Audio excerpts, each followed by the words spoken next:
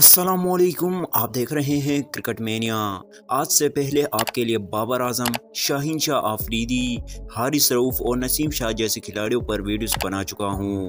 आज की यह वीडियो पाकिस्तान के मायनाज ओपनिंग बैट्समैन सईद अनवर की ज़िंदगी के बारे में है, जिसमें आज आप जान सकेंगे सईद अनवर ने खुदकुशी की कोशिश क्यों की, मैच फिक्सिंग के हवाले से बने एक कमीशन में इंज़मामुल हक को बादाम खाने का क्यों कहा गया, सईद अनवर दीन की तरफ कैसे आए, कैसे उनकी ज़िंदगी बदली और वो कौन से पाकिस्तानी टीम के खिलाड़ी हैं जिन्हें सईद अनवर ने दीन की तरफ राग़िब किया।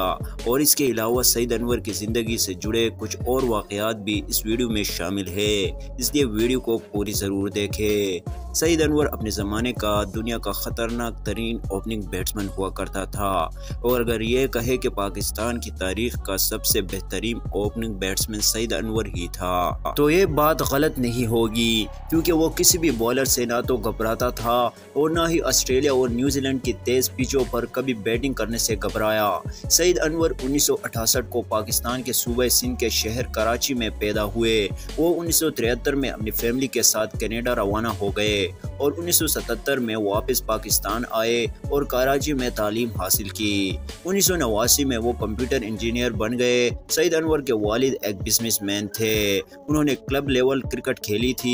इसके अलावा सईद अनवर के भाई जावेद अनवर भी क्रिकेट खेलना पसंद किया करते थे। उन्होंने लाहौर अंडर 19 क्रिकेट टीम की नुमाइंदगी भी कर रखी है। सईद अनवर के टेस्ट कैरियर का आगाज मायूस कुन था।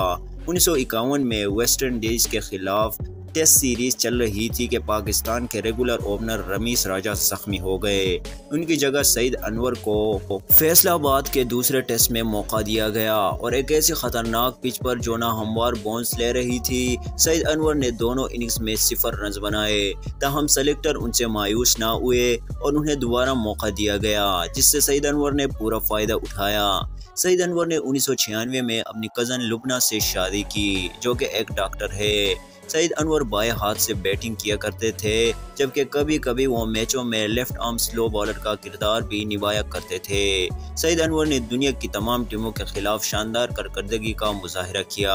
वो हर बॉलर की दिल खोल कर खूब धुलाई की। सईद अनवर वनडे क्रिकेट में पहले 15 ओवर्स में 30 गज के दायरे में खड़े फील्डर्स के ऊपर से स्ट्रोक खेलने के माहिर थे।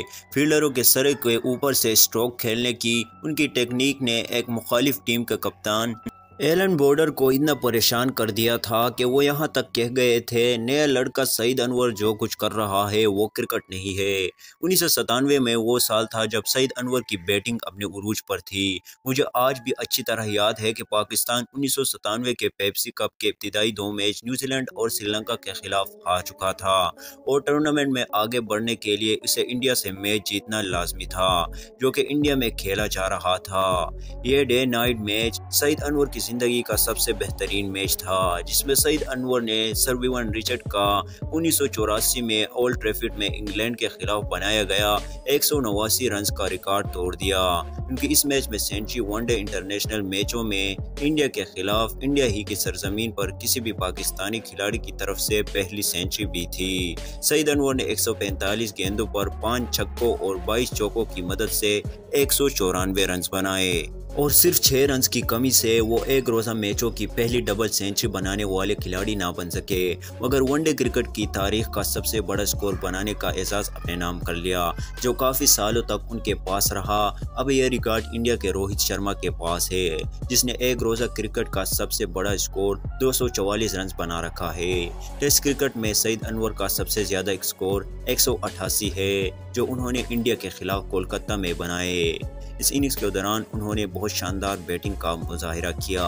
सईद अनवर कितना बड़ा बैट्समैन था, इस बात का अंदाज़ा आप इस बात से भी लगा सकते हैं कि पाकिस्तान और इंग्लैंड के दरमियान एक टेस्ट मैच खेला जा रहा था, जिसके आखिरी रोज़ कमेंट्री बॉक्स में तबसरा करते हुए साबिक legendary leg spinner Shane Warne से साथी ने کی جانب سے جب ان کے دور کے تمام ٹیسٹ کھیلنے والی 9 ٹیموں کے سب سے بہترین بلے بازوں کے بارے میں پوچھا گیا جن کا سامنا ٹیسٹ میچوں میں شین وارن سے ہوا تھا تو جواب میں شین وارن نے پاکستانی بلے باز سعید انور کا انتخاب کیا تھا۔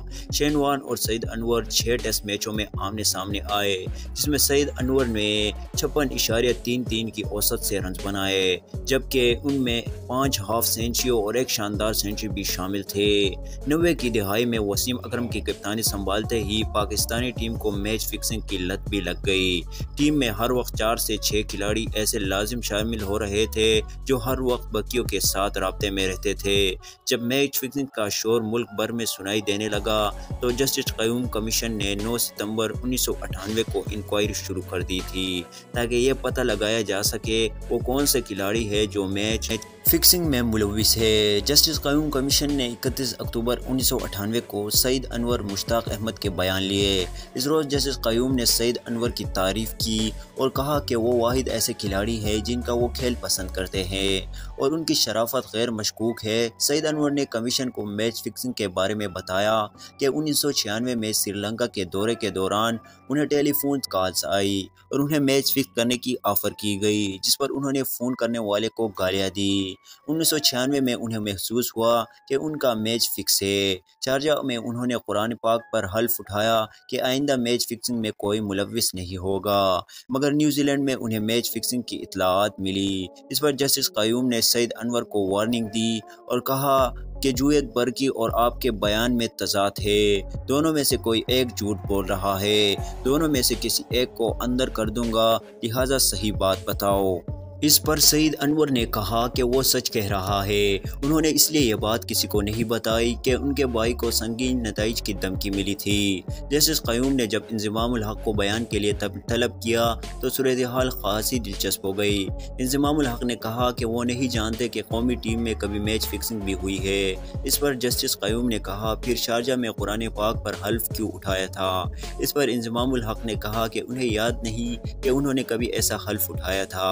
جسٹس قیوم نے اس بات پر حیران ہوئے اور سختی سے کہا کہ تم لوگوں کی عزت کرنے کا مطلب یہ نہیں کہ جھوٹ بولتے رہو اور میں تمہیں چھوڑ دوں گا، سچ بتاؤ کہ واقعی تم نے حلف نہیں اٹھایا تھا۔